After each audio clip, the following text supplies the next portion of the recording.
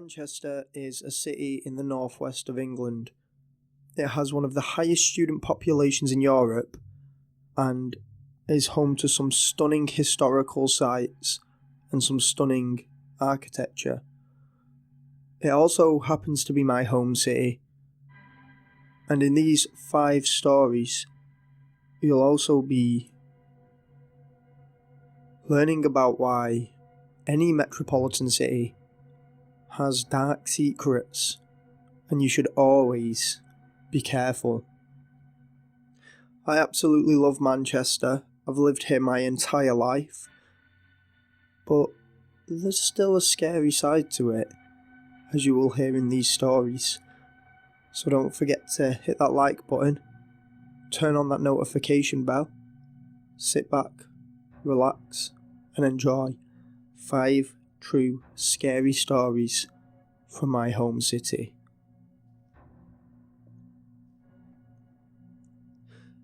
This happened to me over the Christmas period of 1999 until early spring in 2000. I was at college in Cheadle, Greater Manchester, studying citizenship, religious studies and geography with the hopes of attending university to do a history of theology course. I usually walked to college, which took me about 30 or 40 minutes from my home, but being the start of December, the temperatures were hitting single digits and I opted to take the bus. My routine was normal. I woke up, cleaned, had breakfast, brushed my teeth, left the house and walked to the bus stop, which was about a 30-second walk away from my house. Being the early morning and being on quite a major route into Stockport town centre, it was busy with the humdrum of people making their daily commutes to work, school, uni, etc. As I get on the bus, the driver looks at me with what I can only describe as a strained, wonky smile. Not to be stereotypical, but he looked like a bit of a creep. Unhealthy looking skin with what little hair he had left being matted and greasy. He had bulging frog-like eyes that darted all over me and yellow and black stained teeth that showed some serious signs of dental neglect. Like I say, I don't get the bus often, so I'd never met this guy before, but he was looking at me like we'd been friends for years. There's a bus absolutely rammed full of people waiting to go on their daily commute, and he's holding them all up, asking how I am in this really creepy cotton candy voice. I reply nervously and embarrassed. I hand him the change for my ticket. As he passes it to me, he deliberately stroked my hand, and when I pulled it away and looked at him with disgust, he just winked. Red flags were raising in my head, but I decided that I'd just sit upstairs and all this would be over soon. Drivers round here change routes constantly, and I don't think I've ever seen the same driver twice. I was wrong. I noticed that this creep, he was beginning to do the same route every morning. Well, at least every morning of the 4 days a week I got the bus anyway. Even if the same driver did the same route, surely it wouldn't be as often and as coincidental as my use of the bus. Like I say, I've never seen the same driver on the same route twice, so to see the same creepy driver 8 times a week on the same route, that was beyond creepy, though as a disclaimer, I do have to point out it could have been a coincidence. It's implausible, but not impossible. However, I would learn that whether or not this was a coincidence, the creepy driver was targeting me. Fast forward a few weeks and creepy driver dude has grown a backbone and is now making inappropriate comments towards me as a minor that are making me feel embarrassed and disgusted, and other commuters on the bus are hearing. I decided to take a break from bus travel and brace the late winter weather and walk to and from college. I start to ease up over the coming months, and I felt good enough coming into the new year to actually ride the bus again, and was relieved to see a different driver to the creepy one. This also gave me a weird feeling too. Had he stopped driving this route because he hadn't seen me on it? I tried to push the thoughts away, arguing I was the one being silly now and trying to just be a normal passenger on the bus. I relaxed. Little did I know, The bus was the least of my worries. It all came to a head around March 2000, and after a few quiet months away from the creep, I had all but forgotten about him. This, I would learn, was a big mistake. This particular afternoon, I had a late start at college and it was about 1 PM. I entered college through the usual entrance and was immediately stopped by a campus security guard and our headmistress, who had a walkie-talkie and sharply took me to her office. She sat me down and told me that I may find what she's about to say distressing. The college and the police had received an anonymous tip-off about a kidnapping on the campus. The tipper described the perpetrator's vehicle and said that the guy was after me. The tip-off mentioned my full name. Once they had searched the vehicle that had been described in the tip-off, the police found pictures of me and rope, chloroform, and a large chef's knife. This car was parked in the campus car park, and this creep was at large. Now I was escorted home in a police car, and both my parents had been informed and were already waiting at home for me. At first, the creepy bus driver didn't even cross my mind. It was only after they traced the vehicle back to him and placed him under arrest that all the creepy advances and comments went from cringy to dangerous. Now I went to court to give evidence against him. He wasn't charged with kidnapping as he never tried, but conspiracy to abduct a minor was a go-ahead, and he was charged. I know this isn't the most menacing story, but it just goes to show that the harmless creep you meet on your day-to-day commute might not be so harmless. When I was younger, the boy that I was dating at the time lived in Blakely, and I lived in Levenshulme. I used to get the tram to and from my boyfriend's house and would walk down a rather large road named Rochdale Road that ran parallel to a local park, Boggart Hole Clough.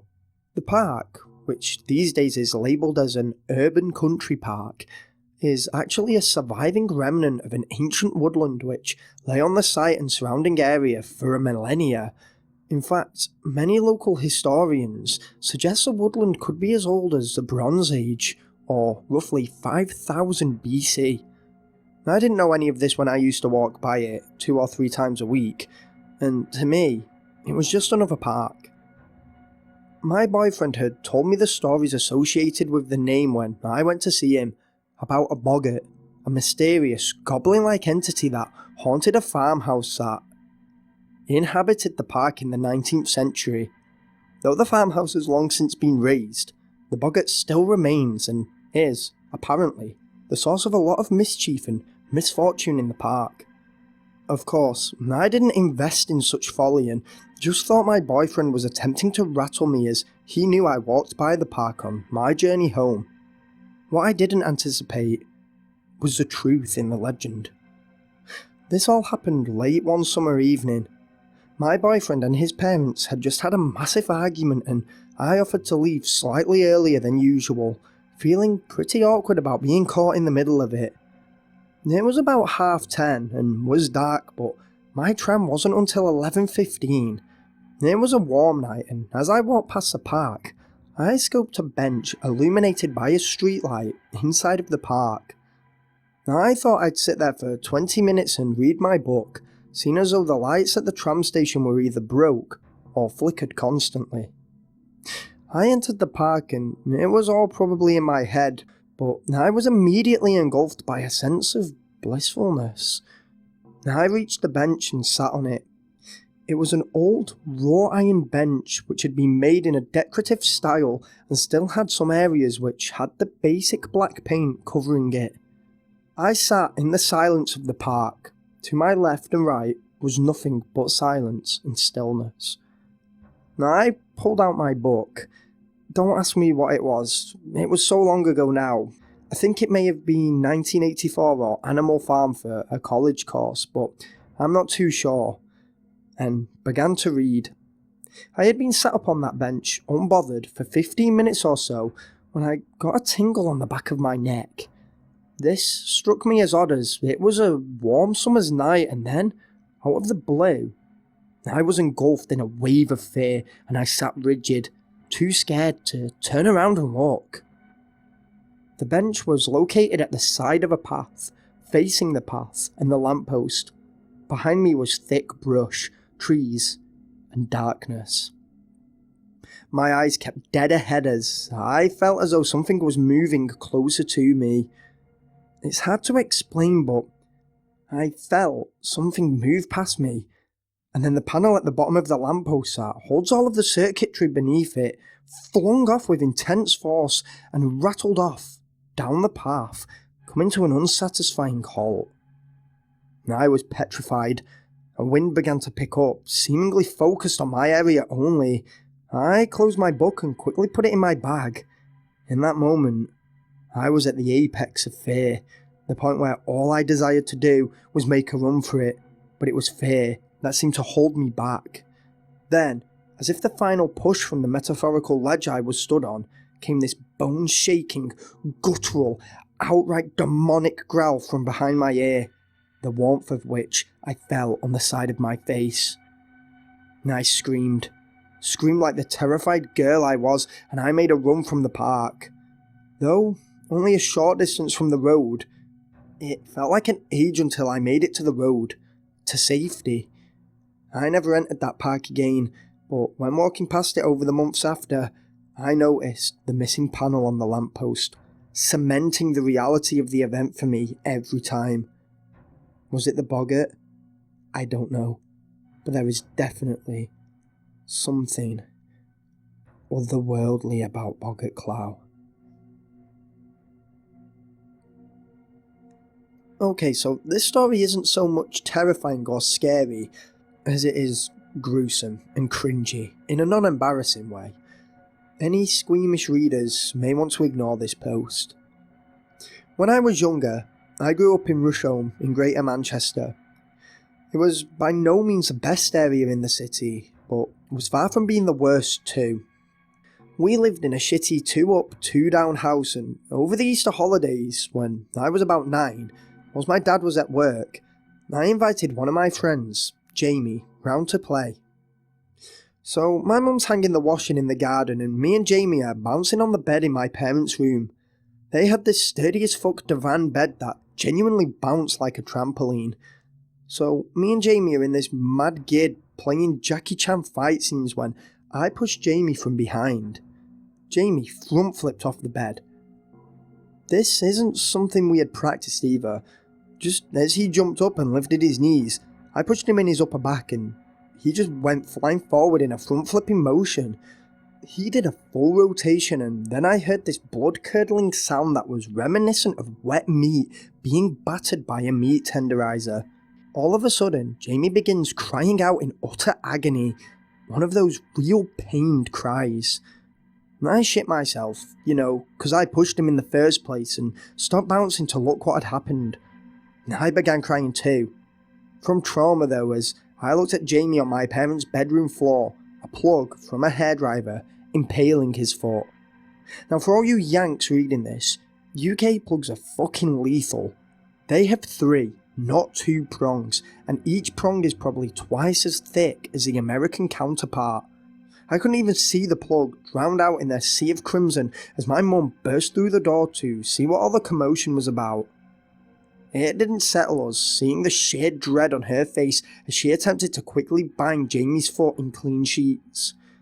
We drove to the hospital and met Jamie's parents there, who weren't at all mad. Jamie's dad, after hearing how it had all happened, even said to my mum, "Don't worry about it, Shell. Boys will be boys." The plug was removed from Jamie's foot, who had this wicked scar on the sole of his foot. I moved away from Manchester to work as a museum curator in France, but when I visit, I still see Jamie from time to time. More often than not, this story somehow sneaks its way into our nostalgic chats. So yeah, like I say, not very scary, I know, but man was it brutal seeing Jamie crying in pain in a puddle of his own blood whilst a plug hung out of his foot. Now, I used to be a nurse on the paediatrics unit of a large hospital on the outskirts of Stockport in the UK. The hospital in question is really well known and one of the biggest in the area, so many of you reading who are familiar with the area will be able to hazard a guess as to the hospital I mean. I still work for the NHS, and although at a different hospital now, I'm not going to name the hospital this occurred at for the sake of my career. It all started in '97. I had just landed my first job after graduating and was working nights on the paediatrics ward, one of the easiest ward to work nights on in my opinion, as for the most part it was just making rounds whilst children slept. The first thing that ever fell off was something I only noticed in hindsight: the cold spots. Concentrated areas would harness small pockets of intense cold. I thought it was just the old insulation in the building, but even in the blistering summer nights, these cold areas would still persist, and it would always be within the same time period, between 2 AM and 4 AM. I always felt uneasy in these cold spots. They didn't feel quite like normal chills, but if the other events that happened never occurred, I would have brushed these cold spots off as nothing. Other things began to happen, or I began to notice them, about 2 months after starting. Disembodied footsteps and shallow, quiet screams emanating from empty corridors or vacant rooms. Me or one of my other colleagues would always, as our duty of care dictated, investigate, and each and every time, we would find nothing. It was as empty and quiet as one would expect. My colleagues, those who had been here longer than me, would tell me stories of phantom apparitions, an old man and a Victorian-era woman, both of whom would come and go as they pleased and would visit or pester the sick and recovering children. Now, I didn't initially believe these either, as the hospital was only built in 1905, and I thought, as a newbie, I was just being pranked. That all changed as, on 3 separate occasions, 3 separate children, or their parents, told me that they didn't like the old woman who walked down the wards or into their room at night. Chills raced the length of my spine each and every time somebody told me this. Things happened to me as well, things that weren't just second-hand encounters. One night, as I was walking down one of the narrower corridors to a store cupboard to get a vomiting child a kidney dish, a door to my left was 100% closed. All the doors on the corridor were, as is the norm this late at night. I would have noticed an open door as it would have stood out to me. I went into the cupboard, retrieved the kidney dish, left it and locked it, and started back up the corridor. I halted as I noticed that the door was now open. Not a lot, but enough. I could tell the light on the other side was off too, so I didn't know what whoever was in there was doing.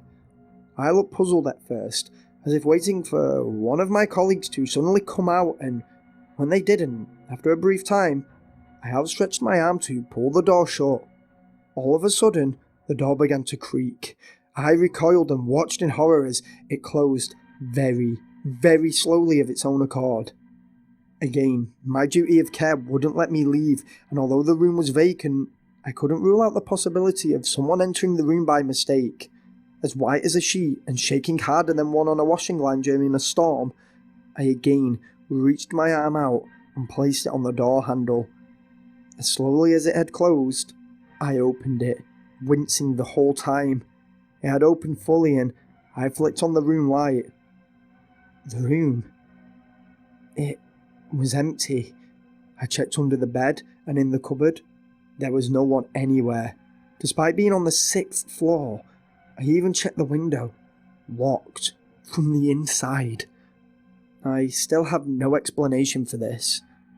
Other happenings weren't quite so upfront, mainly oppressive feelings of being watched or the feeling of someone, or something, being stood inches behind you, the 6th sense kicking in when I would be tidying rooms or making my rounds. The most terrifying thing that happened to me though, happened on the 17th of November 1997, a day I'll never forget. I had clocked in about 2 hours earlier and it was quickly approaching midnight. I was sat in the nurses area drinking a cup of coffee with a co-worker of mine called Denise. two other nurses were making rounds on the various wards, and me and Denise were keeping watch of the small CCTV monitors behind our bay. Everything was normal and banal. We were just chatting about this thing or that thing when I noticed something on the 3rd floor. A figure in front of one of the lifts. I checked the other monitors and could see the other two nurses. I kept looking. It was a figure, male if I had to guess, and it was tall. Too tall to be any of the children, and no parents were around on this particular ward as parents couldn't stay overnight. It was difficult to make any details on the small grainy monitors. The CCTV only filmed in black and white too. I watched as the lift doors opened and this mysterious figure seemingly glided into the lift. Me and Denise were in utter shock. The lift doors closed. We both nervously glanced at the lift doors down the corridor from us. 3 to 4. 4 to 5. 5 to 6. It stopped. The soft ting of the bell came. I stood up and walked into the corridor, looking at the doors, waiting for them to slide open and to see who was hiding behind them. Eventually, the doors did open. I inhaled sharply, pre-anticipating something. But the lift was empty. After this, I just couldn't hack the graveyard shifts and transferred to days where odd things still occasionally happened, but not so intensely. I moved to another hospital in 2000 for a mixture of reasons, but I'd be lying if I denied it wasn't partly due to the paranormal experiences I had had during my time on nights.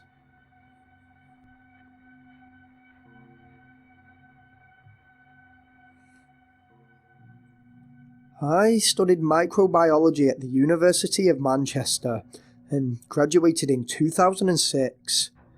I'm from the Charlottenburg area of Berlin and came over to the UK to study. One night, in the summer of either 2004 or 5, I honestly don't remember which year, I was out with this guy I was hitting on at the time and two of his pals.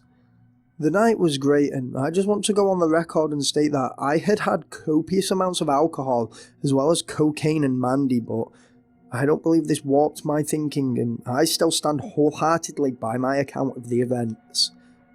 So it's about 4 AM and we all get booted out of this club as it's closing. The three guys all want to move on to this techno bunker that's open till 10 AM, but I was tired and was coming down hard and just wanted to go home. I asked my crush to call me a taxi, secretly hoping he'd come home with me. This was the days before Uber and Lyft, and he phoned up the taxi firm and waited with me until it arrived and then left with his friends. Now, at the time, I was a paranoid young foreigner in a strange country, high as a kite on all sorts of drugs.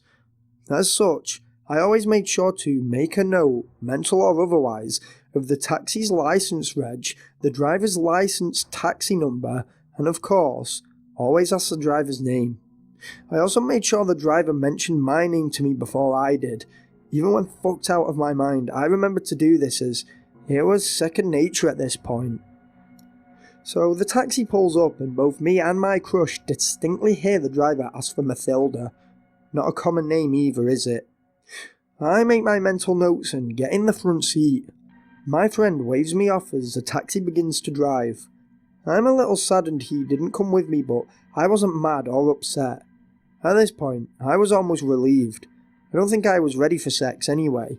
I could have fell asleep in the taxi there and then. I could have, anyway, until I felt my driver's hand on my thigh. A bolt of adrenaline rushed through my body as what I always prepared for was now actually happening. I grabbed his hand, moved it off my thigh, and smiled weakly at the driver. "What's up, darling?" he said, rushed, as if he was nervous himself. "Why are you upset?" "I'm not," I replied, trying to sound worse for wear than I was, just in case anything did happen, and he'd leave me alive because he'd think I might not remember it or something. That was my line of thinking in the heat of the moment anyway. I looked out the window and realised he was driving down increasingly barren streets. Then I looked to the lock on the door and saw that it was locked. My best option, in my mind, was to play along in an attempt to postpone his actions and to extract vital information from him. "You wouldn't take me home," I replied sadly. "See, I knew you was upset," he replied. "I'll take you home if you like." He grinned this grin that honestly made me queasy. "I can't do that," I giggled. "I don't even know your name." "It's Ahmed," he winked at me when he said this. My stomach churned. "Let's go yours instead. I want to be somewhere strange and unfamiliar." "It's exciting," I said, still trying to sound worse for wear. This sounds like a bad thing to say, but I noticed a photo of 2 children strapped in his sun visor and was bluffing, hoping he wouldn't call it. "Nah, we can't go there. I know the perfect place, so..." His smile increased tenfold. Before I knew it, we were at a garage lot in some seedy part of town. No houses or buildings, just rows of garages. He started kissing me and groping me, and I let it happen for a while. He had bad breath, tasting like shit in my mouth, and his callous hands rough to the touch. I pulled away from his embrace. "Do me on the bonnet," I said. His excitement got the better of him. "Okay, darling, anything for you." He unlocked the master lock, and as soon as he did, I double-pronged poked him in his eyes and then punched him square in his chin. It cracked. I was impressed, having literally never punched anything in my life. I opened the door and hauled ass to the nearest road, paranoid he may see me, or worse, actively be looking for me. I managed to find a late-night convenience store and explained to the owner what had just happened. He phoned the police, fetched me water, and made me a lovely chicken salad sandwich. The police came. I gave them the driver's name, description, reg plate and taxi number, and the name of the company we ordered the taxi from, and they took me home. The police and the taxi firm both contacted me on separate occasions to tell me that no driver worked for the firm with that reg plate and that taxi number was invalid. There were 4 Ahmeds working in the fleet at the time this all happened, though 2 of them didn't operate in the area I was picked up in, and the other 2 didn't work the nights. Nevertheless, all 4 were put in a line, and it wasn't any of them, though the police suspect he may have given me a false name. This could be put down to me mistakenly jumping into an unlicensed minicab, but a few things just don't add up. First of all, is how did this guy know my name? Like I say, it isn't a common name at all, and it transcends the possibility of coincidence in my opinion.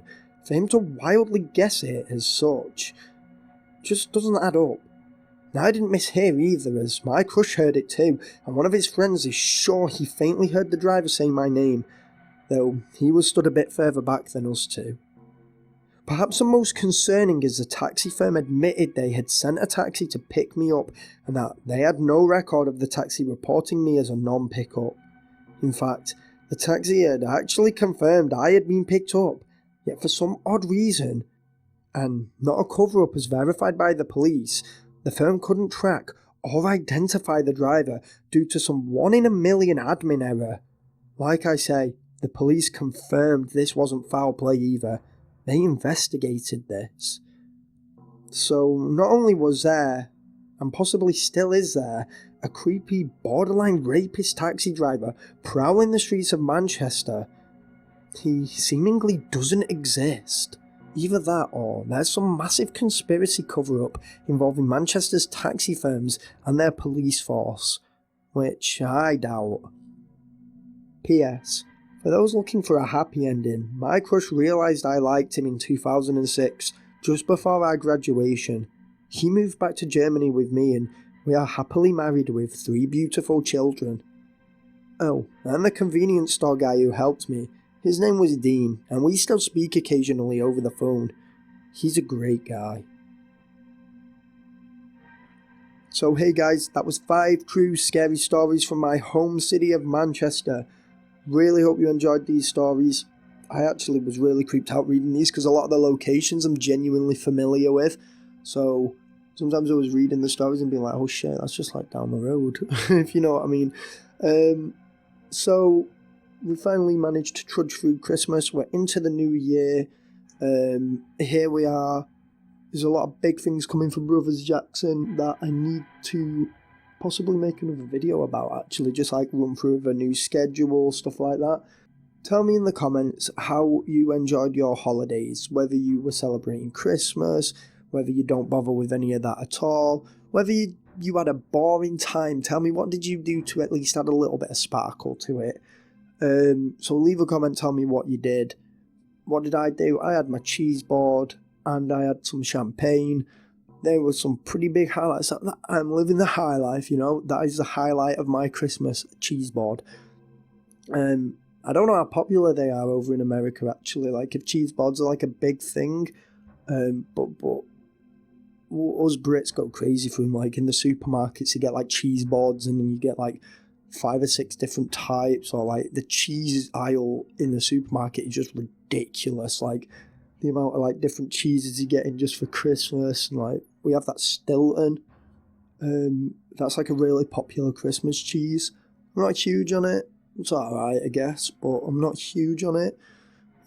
So yeah, tell me how you enjoy your Christmas. Tell me something that you do. Maybe if you have like a family tradition. And again, if Christmas isn't your thing, still tell me what you did over this period to just get through it. Look out for next week's video, which is my encounter with a brown bear. And I will see you all next week, guys. Peace out. Thank you so much for watching. Don't forget to like, comment, subscribe, and hit that bell notification to be informed of when I upload. Peace out, guys.